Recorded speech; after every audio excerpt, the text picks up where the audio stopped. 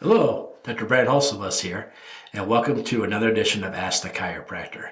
Ask the Chiropractor is my little podcast that I do when someone has a question about chiropractic or chiropractic care. I try to answer. I'm a chiropractor here in Rockford, Illinois. I'm a proud graduate of Palmer College of Chiropractic, and I'm happy to be the team chiropractor of the Rockford Ice Hogs. Let's dive into it.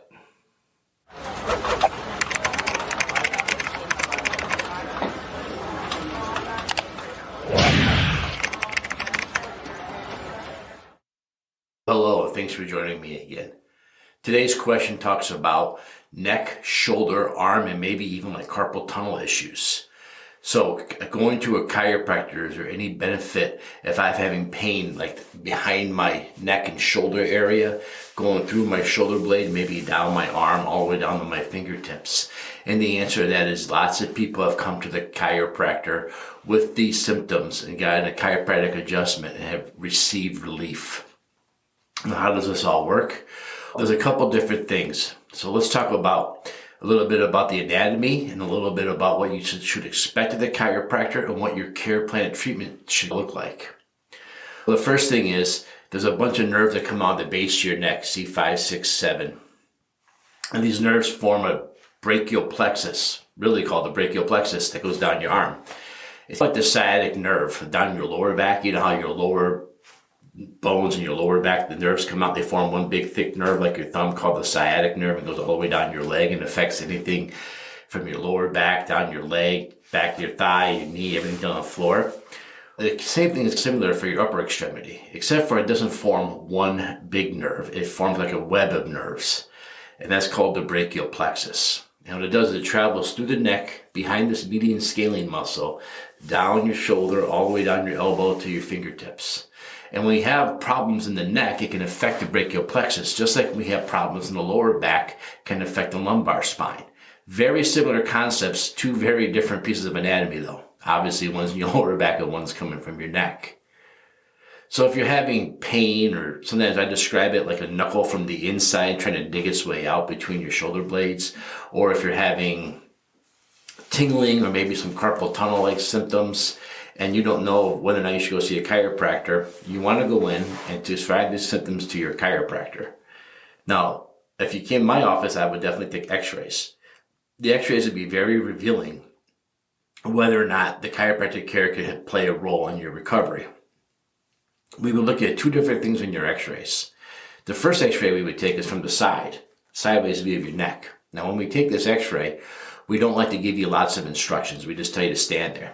We're trying to catch you in your most natural posture. I always tease in a very unnatural environment, sitting in an x-ray room. But we want to see what your neck does as you're just sitting there. So we have you stand there, take your picture. Then we have you turn around and face us, and we take an x-ray front to back. We usually have you open your mouth or close your mouth, depending on what we're trying to see.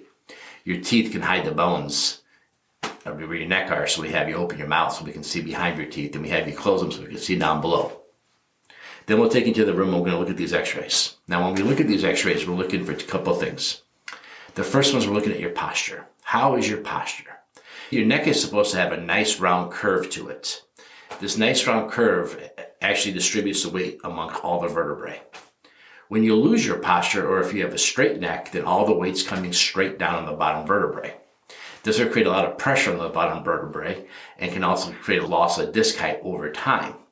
Now, the hole where the nerve comes out, half of that size of that hole is determined by your disc height. So if you have no posture and all the weight's crashing down, then that hole is going to get smaller and smaller, and that nerve is going to suffer more and more. And those are the nerves, again, that make up the brachial plexus, which goes down your arm into your fingertips. So losing your posture is a major factor in what we're talking about.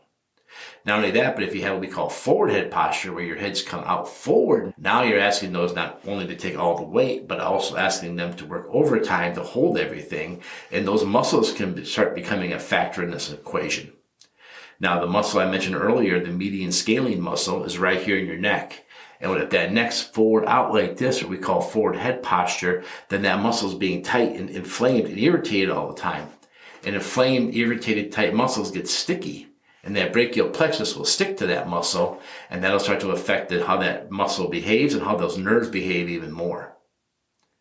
Now, a lot of times I talk about carrying a bowling ball in the back of your hand like this. You can carry it with a nice arch, like a server carries a tray of food out to your table, compared to holding it straight out in front of you. You can hold that with the arch and this curve in your arm a lot longer than you can with it straight out in front of you. So for every inch forward your head comes with the forward head posture, the research shows us it's 10 pounds more force coming down. So now you also have fatigue factors, fatigue from just doing nothing, just fatigue from just standing, just being. And that starts to weigh more and more. Now, how do we get this posture issues? Well, we get it from sitting down. As soon as we sit down, our head goes forward and our shoulders roll forward. If you put a keyboard in front of us, it's worse. People say, what if I'm standing up at a desk? Keyboard still in front of you, it's still worse. I always tease there's no right way to eat a Snickers bar. Whenever you're typing, you're irritating it. Now, there's better ways, right? Standing up does make your lower back better and move around a little bit more. You're more likely to push away and stretch more because you're not stuck to a chair. So standing desks are better than sitting desks, but they're not the solution.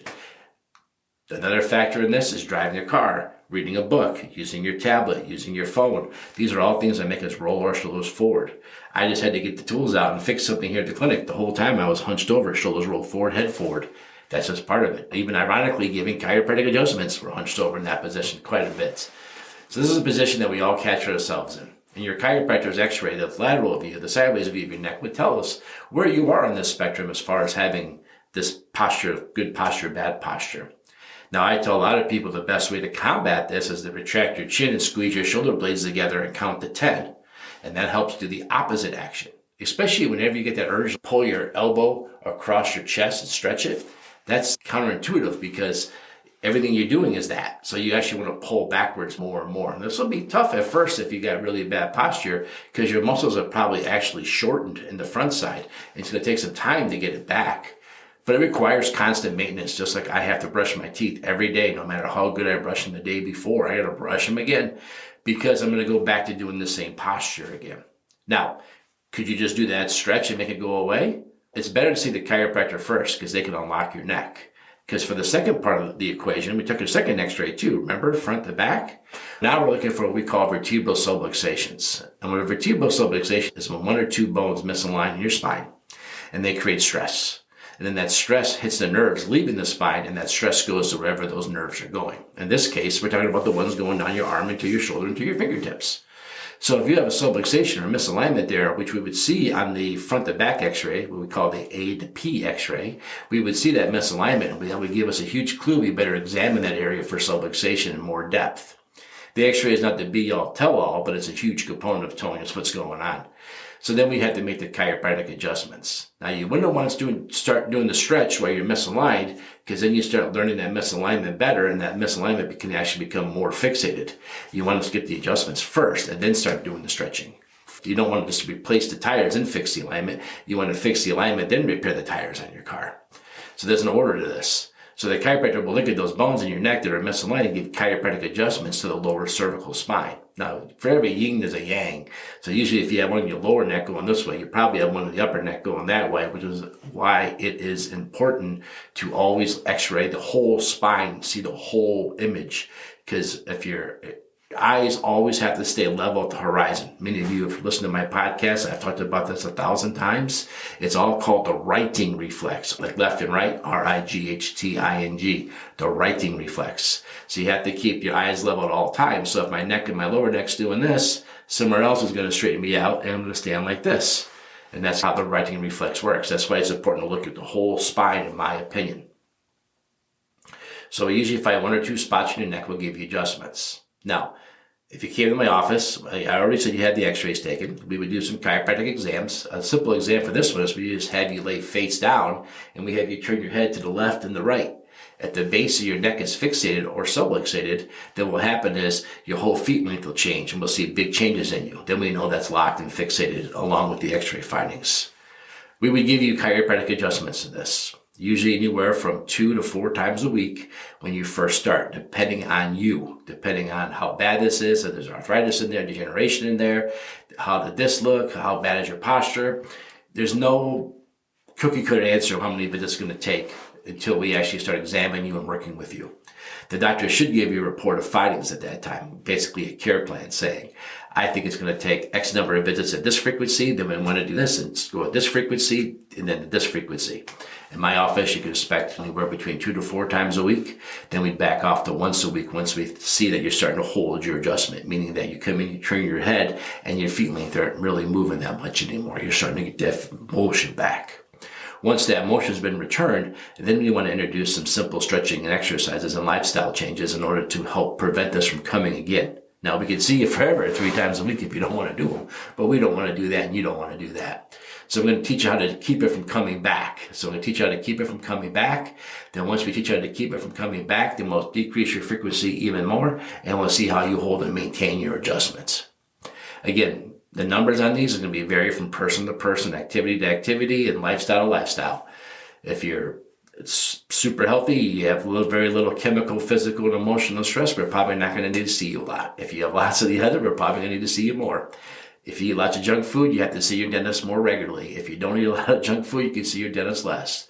There's no black and white number on these visits, but you should expect a decrease in frequency and increase of extra activity to do on your own as your care plan goes along.